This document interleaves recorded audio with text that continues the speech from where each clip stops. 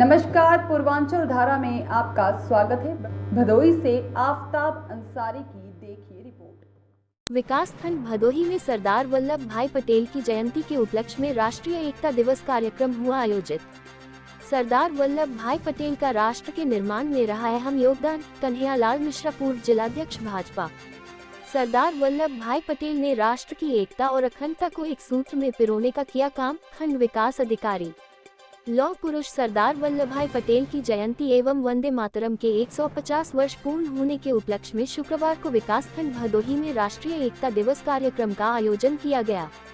कार्यक्रम में आए बतौर मुख्य अतिथि भाजपा के पूर्व जिलाध्यक्ष कन्हैयालाल मिश्रा एवं खंड विकास अधिकारी विनोद कुमार ने लौह पुरुष सरदार वल्लभ भाई पटेल की प्रतिमा पर माल्यार्पण कर वंदे मातरम राष्ट्रगान के साथ कार्यक्रम का शुभारंभ किया गया। कार्यक्रम का आयोजन विकास खंड अधिकारी विनोद कुमार की अध्यक्षता में की गई। इस अवसर पर पूर्व जिलाध्यक्ष कन्हैयालाल मिश्रा एवं खंड विकास अधिकारी विनोद कुमार ने वंदे मातरम के 150 वर्ष पूर्ण होने एवं सरदार वल्लभ भाई पटेल तथा रानी अहिल्याबाई की जीवनी पर प्रकाश डाला गया। इस अवसर पर मुख्य अतिथि भाजपा के पूर्व जिलाध्यक्ष कन्हैयालाल मिश्रा ने कहा, सरदार वल्लभ भाई पटेल ने राष्ट्र के निर्माण में बहुत बड़ा योगदान दिया है। उन्होंने राष्ट्र के प्रति स्नेह और समर्पण भाव से काम करने का संदेश दिया, जो हम उनके पदचिन्हों पर चलकर ही चरितार्थ कर सकते हैं। श्री मिश्रा ने कहा, सरदार वल्लभ भाई पटेल ने भारतीय संघ के साथ 562 स्वतंत्र रियासतों को एकीकृत करके भारत को एकजुट और स्वतंत्र राष्ट्र बनाने में महत्वपूर्ण भूमिका निभाई। राष्ट्र की एकता, अखंडता और सुरक्षा को बनाए रखने के लिए खुद को समर्पित करते हुए अन्य लोगों के बीच इस संदेश को फैलाने का प्रयास किया।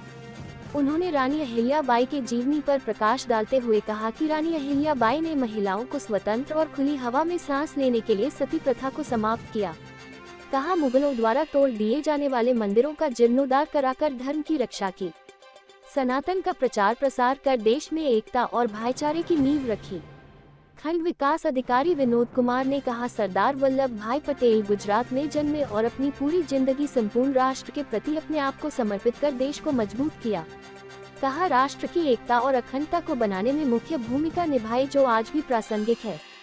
कार्यक्रम में एपीओ सुरेंद्र कुमार, एडीओएसटी विपिन दुबे, सीडीपीओ सहित आंगनबाड़ी कार्यकर्त्री तथा समूह की दीदियां व खंड विकास भदोही के समस्त अधिकारी व कर्मचारी गण रहे।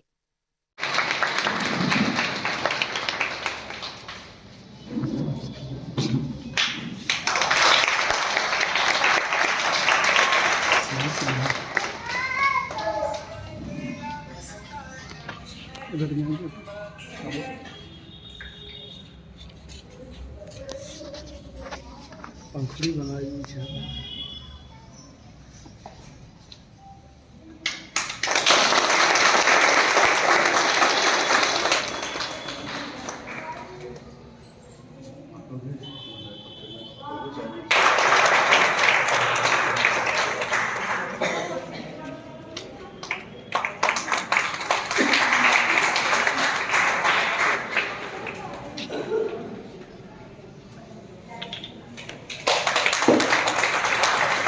आ जाइए, आइए नीचे आ जाइए, आ जाइए।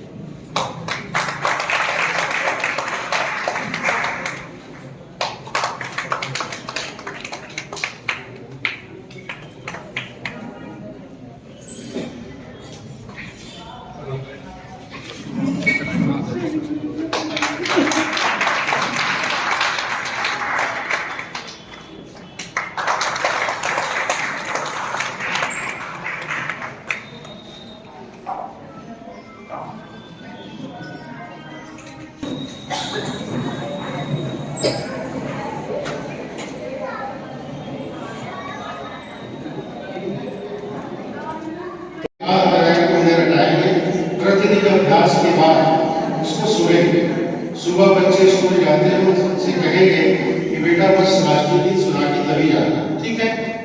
तो आप लोग सुनिएगा और दोहराना हो तो दोहरा भी सकते हैं।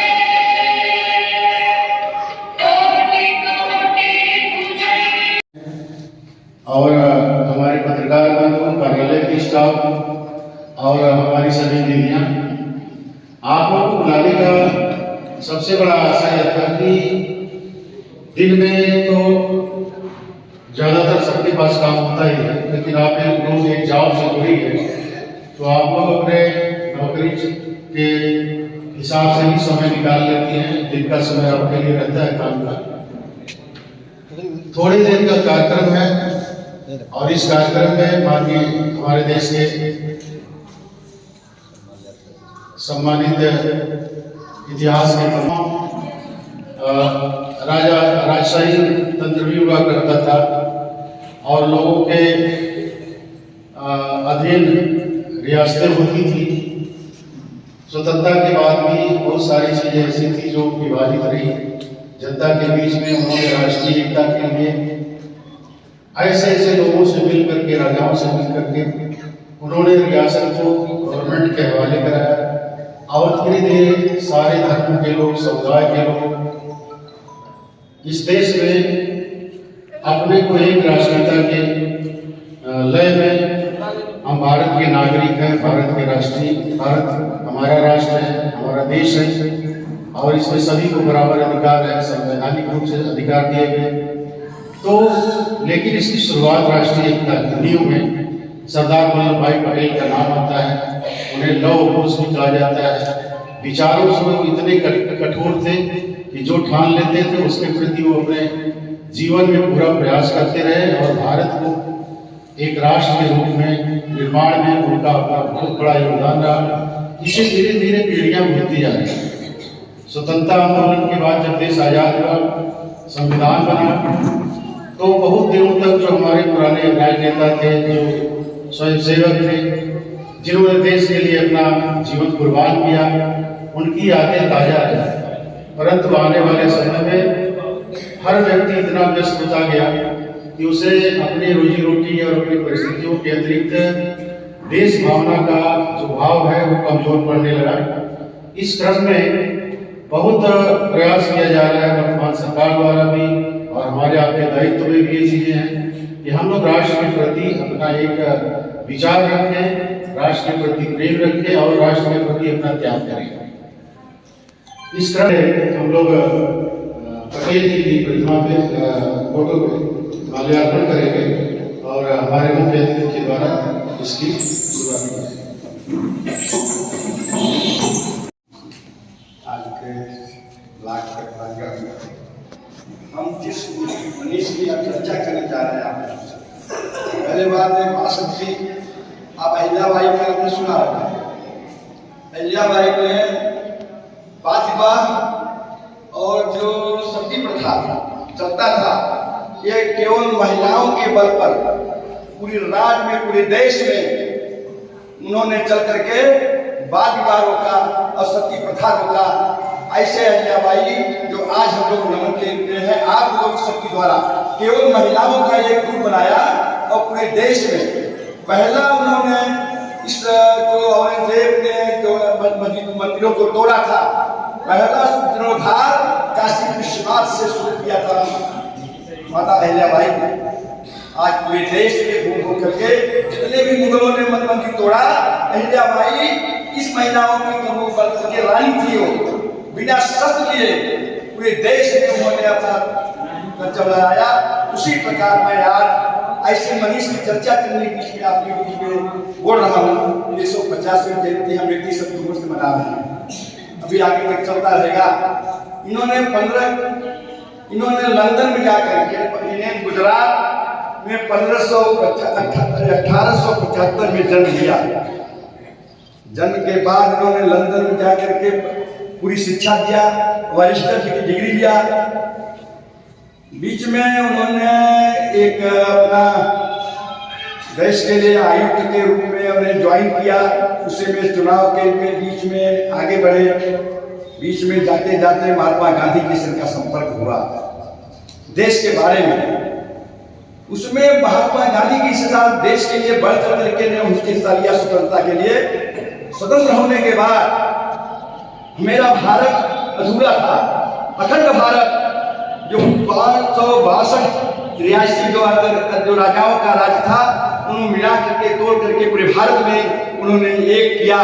ऐसे महान वही सरदार भाई पटेल के लौह पुरुष इसलिए कहे जाते थे कि उन्होंने थोड़े समय में कांग्रेस सरकार में उप प्रधानमंत्री भी रहे, गृह मंत्री रहे। 5 साल में 1950 में उनके देहावसान हो गया। 4-5 साल में पूरे देश के संविधान में भी उनको सहयोग किया। इस सरकार के कांग्रेस की सरकार थी, उसमें प्रधानमंत्री जवाहरलाल नेहरू थे, उनके साथ गृह मंत्री हुए, उप प्रधानमंत्री थे। उन्होंने जो भी निर्णय लेते थे उनके कार्यकाल में आपने देखा होगा, सोमनाथ मंदिर का नाम सुना होगा। जब धर्म की बात आई कि हिंदू धर्म, भारत मेरा राष्ट्र हो, सबका समरसता हो, सब एक समान हो, हिंदू राष्ट्र हो, हिंदू धर्म को अपनाएं, ये उनका संकल्प था। उस संकल्प पर हम आज पूरा देश नरेंद्र भाई मोदी जी ने काम कर रहे हैं। इस महिलाओं पर सबसे ज्यादा जोर कौन दिया? या सरकार ने नरेंद्र भाई मोदी ने दिया। आप लोगों को हर तरह से पूरी व्यवस्था दिया, हर हिस्सेदारी दिया। जो भी नाम आता है पहले महिला आती है, फिर पुरुष आता है। किसका है?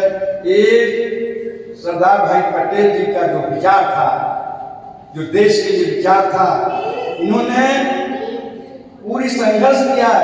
इनको तो प्रधानमंत्री बनना चाहिए था, लेकिन वह समय सब कांग्रेस की था।